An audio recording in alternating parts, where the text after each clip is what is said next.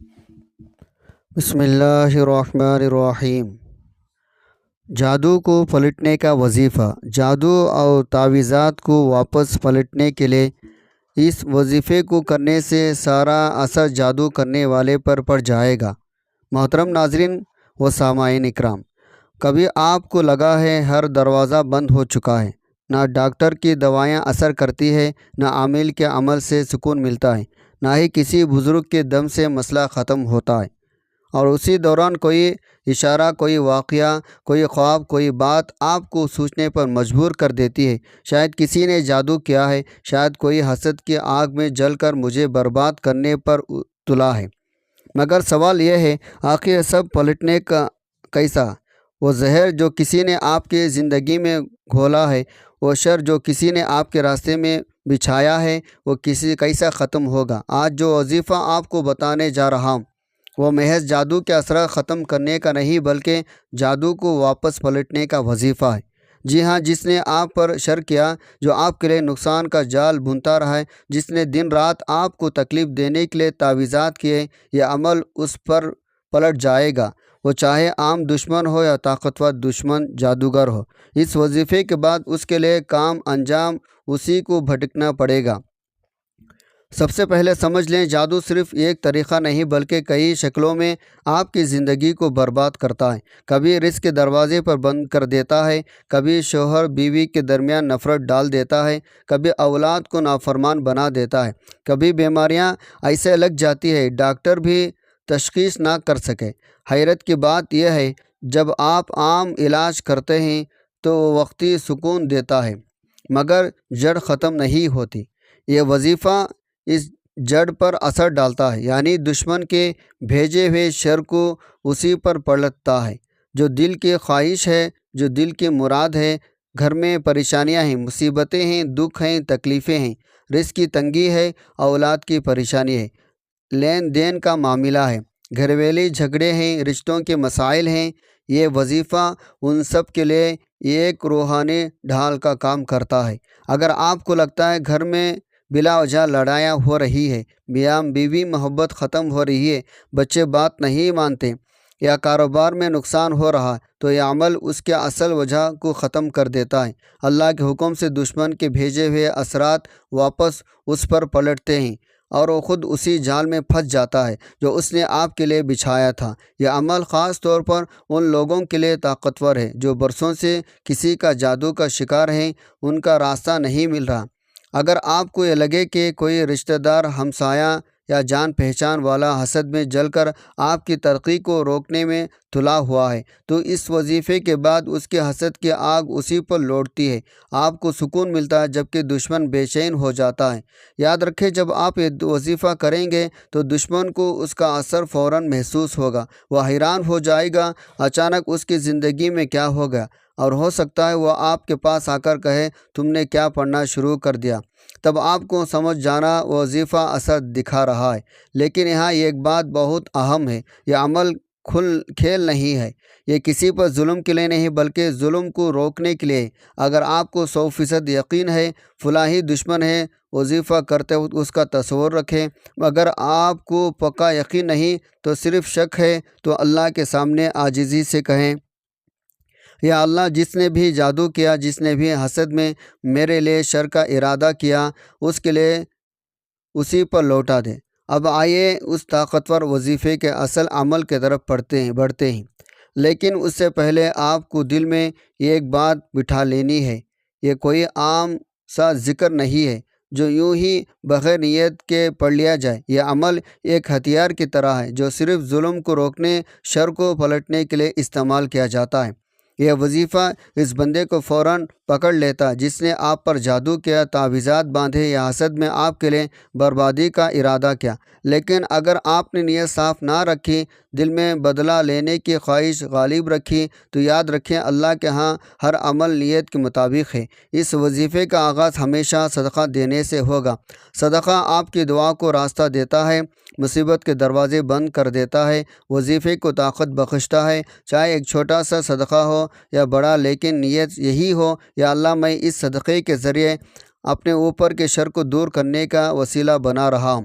جب یہ شرط پوری ہو جائے تب باوضو ہو کر خاموشی میں بیٹھ جائے، چاہے رات کا وقت ہو یا دن کا، مگر ماحول پر سکون ہو۔ پھر نیت دل میں یوں کرے، یا اللہ، جس کسی نے میرے لیے شر کا ارادہ کیا، جس نے جادو کیا، تعویذات باندھے یا حسد میں میرے لیے نقصان چاہا، اے اللہ اس کے لیے کوئی اسی پر لوٹا دے، مجھے اس کے شر سے محفوظ رکھے۔ اگر آپ کو پکا یقین ہے فلاحی دشمن ہے تو نیت کے وقت اس کا تصور رکھ سکتے ہیں، لیکن اگر یقین نہیں تو اللہ کے سپرد کریں۔ یا اللہ، تو بہتر جانتا ہے، کس نے شر کیا اس کے شر کو اسی پر واپس کر دے۔ محترم ناظرین، ہم بات کر رہے ہیں جادو کو پلٹنے کا وظیفہ۔ جادو اور تعویذات کے واپس پلٹنے کے لیے اس وظیفے کو کرنے سے سارا اثر جادو کرانے والے پر پڑ جائے گا۔ تو آئیے اب میں آپ کو وظیفہ بتاتا ہوں۔ سب سے پہلے 21 مرتبہ درود ابراہیمی پڑھیں، کیونکہ ہر وظیفے کی قبولیت کے لیے اللہ کے نبی صلی اللہ علیہ وسلم پر درود پڑھنا شرط ہے۔ یہ دعا کو عرش تک پہنچانے کا وسیلہ بناتا ہے۔ پھر اصل طاقتور حصے پر آئیں، یعنی 225 مرتبہ سورہ کوثر، لیکن یاد رکھیں ہر دفعہ بسم اللہ الگ نہیں پڑھنی، صرف پہلی بار بسم اللہ پڑھ کر لگاتار سورہ کوثر پڑھتے جائیں۔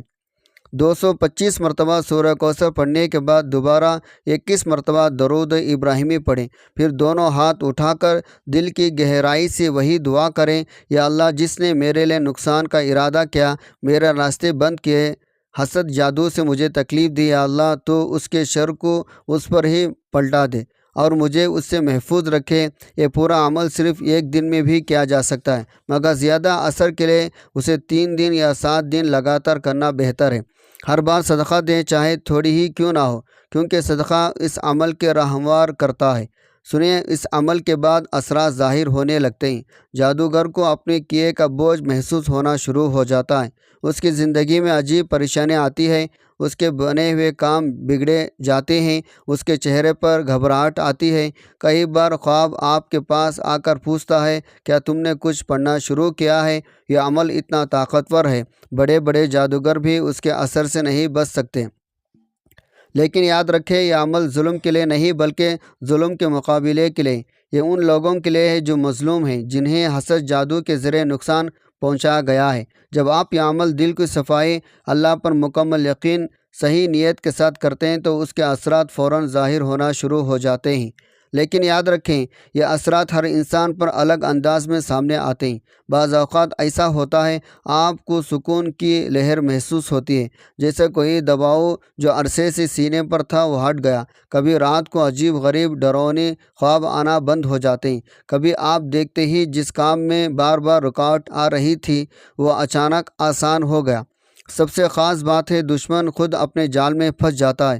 یہ بھی ممکن ہے جس نے جادو کیا وہ خود گھبراہٹ میں آپ کے پاس آئے، وہ کبھی بہانے سے پوچھے کہ تم نے کوئی دم کروایا ہے، کوئی وظیفہ پڑھا ہے، یا پھر وہ کسی سے بات آپ تک پہنچانے کی کوشش کرے، کیونکہ جب اس کے لیے کیے ہوئے تعویذات جادو کا اثر الٹا اس پر پڑنا شروع ہوتا ہے تو سمجھ جاتا ہے کوئی روحانی ڈھال اس کے سامنے آ گئی ہے۔